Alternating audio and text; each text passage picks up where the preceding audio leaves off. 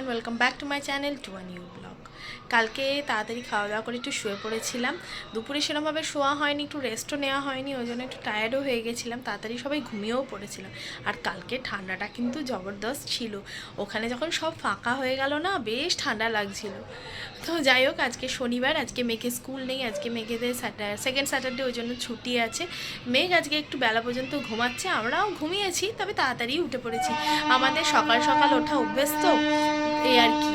এই দেখো 7টার বন্দে ভারতটা না এখান দিয়েই যায়, আমাদের পাস করে, যেটা হচ্ছে পুরী যাচ্ছে। তো সেইটারই হর্ন এখানে বাজছে। সকালবেলায় মানে ট্রেনের শব্দগুলো পেলে কিন্তু ভালোই লাগে, মনে হয় যেন কোথাও বেড়াতে চলে যায়। তো চলো, আজকেও আরেকটা ব্যস্ততম দিন হতে চলেছে। আজকের দিনটা কেমন করে কাটে দেখা যাক। খাওয়া হয়ে গেছে, তো আজকে ব্রেকফাস্ট বানাবো। ব্রেকফাস্টে কী বানাবো ভাবলাম এই ঠান্ডার মধ্যে স্যান্ডউইচ খেতে কিন্তু ভালোই লাগে, তো ওই জন্য স্যান্ডউইচই বানাবো। ও ব্রেডটা আনতে গেল, তো ব্রেডটা আনলে স্যান্ডউইচ বানাবো। আজকে ব্রেকফাস্টে স্যান্ডউইচ হবে।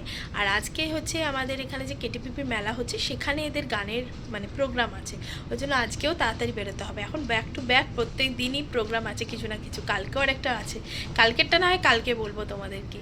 তো আজকে আপাতত কেটিপি মেলায় ওদের প্রোগ্রাম আছে, 4:30 নাগাদ বেরোবো। তাপসদা 4:30 নাগাদ আসবে। আমাদের গাড়িটা আলাদা যাবে, আর ওদের সমস্ত যারা যারা প্রোগ্রামে পার্টিসিপেট করছে, যারা আর কি গান গাইবে, তারা আরেকটা গাড়িতে যাবে। এই তো প্ল্যান হয়েছে, ওই জন্য আজকেও তাড়াতাড়ি লাঞ্চটা করতে হবে এবং তাড়াতাড়ি বেরোতে হবে। ফার্স্টে স্যান্ডউইচগুলোকে আর মাঝখান থেকে কাট করে নিয়ে আজকে গোটা গোটায় দিয়েছি, আর একটু বেশি করে করেছি, হিট করেছি, ওই জন্য একটুখানি কড়া হয়েছে। শীতকালে এই রোদে দাঁড়াতে কিন্তু বেশ ভালো লাগে। মাঝে মাঝে এসে একটু রোদে দাঁড়াচ্ছি, যা ঠান্ডা লাগছে, ঘরের মধ্যে যেন বেশিই ঠান্ডা। ওইখানে বোধহয় কোথাও পাথরের কাজ হচ্ছে, প্রচুর আওয়াজ আসছে এখানে। তাড়াতাড়ি আমরা খেতে বসে গেলাম। এখন বাজে 2:20। এখন মেনুতে আছে উচ্ছে চচ্চড়ি, পেঁয়াজকলি পোস্ত, আলু চখা, ডাল, আর আজকে পাবদা মাছের ঝাল হয়েছে।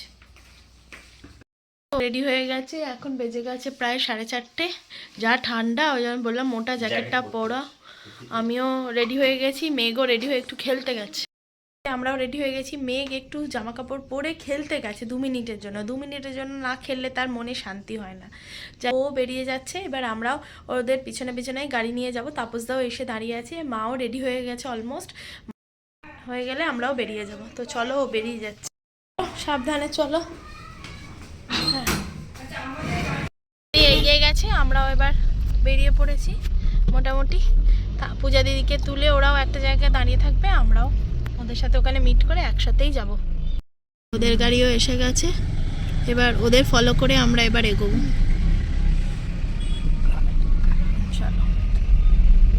আমরা মেলার মধ্যে ঢুকে গেছি, আর স্টেজের সামনে পর্যন্ত গাড়ি গেল না, কারণ আজকে শনিবার, আজকে মেলায় প্রচণ্ড ভিড় হয়েছে।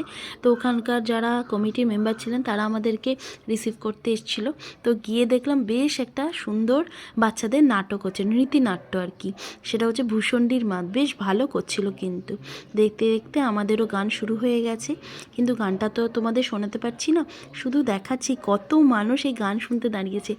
দারুণ হয়েছে গানটা, আর বাচ্চাগুলো সামনে ভীষণ নাচছিল। দেখো কতটাই না ভিড় হয়েছে, আর সামনে দেখো বাচ্চাটা কীরকম নাচানাচি করছে, সমানে নেচে যাচ্ছে গানগুলোতে।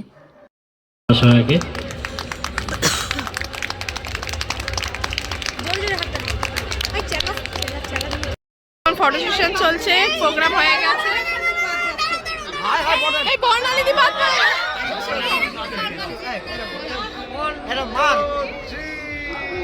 এই যে ফটো সেশন চলছে এখানে এখন। অনেক তুলে যাই, ম্যামকে পাঠিয়ে দেবো। খবরিরাও এসছিল সবাই গান শুনতে, তো দেখা হয়ে গেছে, ওরাও চলে যাচ্ছে, ওর জন্য টাটা করে দিচ্ছে।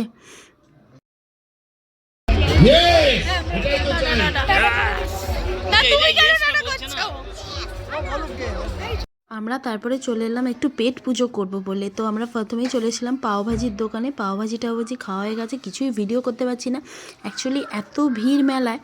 তো তারপরে পাওভাজি খেয়ে আমি চলে এলাম পাপড়ি চাটের দোকানে। আর এদিকে এরা ঢুকে পড়েছে মোগলাই খাবে বলে। যাই হোক, এখানে সমস্ত মেলায় যে রেস্টুরেন্ট লেগেছিলো, সেই রেস্টুরেন্টেই বসে মোগলাই খাবে বলে মোগলাই অর্ডার দিয়েছে। আর তারপরে এত কিছু খাওয়া দাওয়া হলেও সেগুলোকে তো হজম করতে হবে, সেই জন্য আমরা চলে এলাম মশলা কোক খেতে। মানে এখানে মেলা মানেই হচ্ছে শুধু খাওয়া দাওয়া আর কেনাকাটা। এদিকে মেঘের বায়না, এই ডগি নাকি সে একটা কিনবে, মাথা নড়ছে। যাই হোক, কেনাকাটা করে আমরা এদিকে এসেছিলাম। তো এদিকে না অনেক এরকম আচারের দোকান লেগেছে। এগুলো থেকে প্রত্যেকবার আমরা একটু করে আচার বা পাঁপড় কিনি, বেশ ভালো হয় কিন্তু। এবারেও তাই কিনেছি। অনেকটা রাত্রির হয়ে গেছে, মেলাটা কিন্তু একটু ফাঁকা ফাঁকা হয়ে গেছে এবার। যে কাছে প্রায় 11:45। তো আমরা মোটামুটি গাড়ির কাছে চলে এসেছি, এবার বাড়ি যাব। এই যে আমাদের মেলা দেখা এবার অবশেষে শেষ হলো। এবার আমরা সবাই মিলে একসাথে গাড়িতে উঠে মেলায় যাব। একটা গাড়িতে মেলায় যাবো না, বাড়ি যাবো।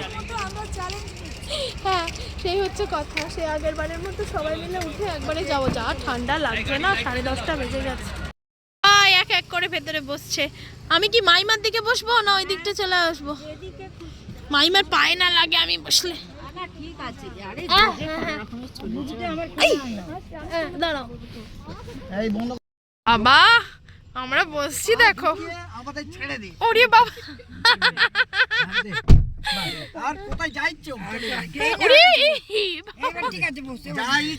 উঠেছিস? ওরে বাবা, গাড়ি বসে গেছে নিচে। হেরা সামনে বসেছে দুজন। হাই কর, হাই কর। বাবা দেখে চিনতে পারবে না। আমাদেরকে ভালো করে দেখে নাও। আমরা সামনে, আমরা পিছনে। ডালিমা, মামা, মা, মাইমা। আমাকে দেখতে পারবি না সেই জন্য না। আমি কোথায় বসেছি আমি নিজেই জানি। কিভাবে ঝুলছি কে জানে।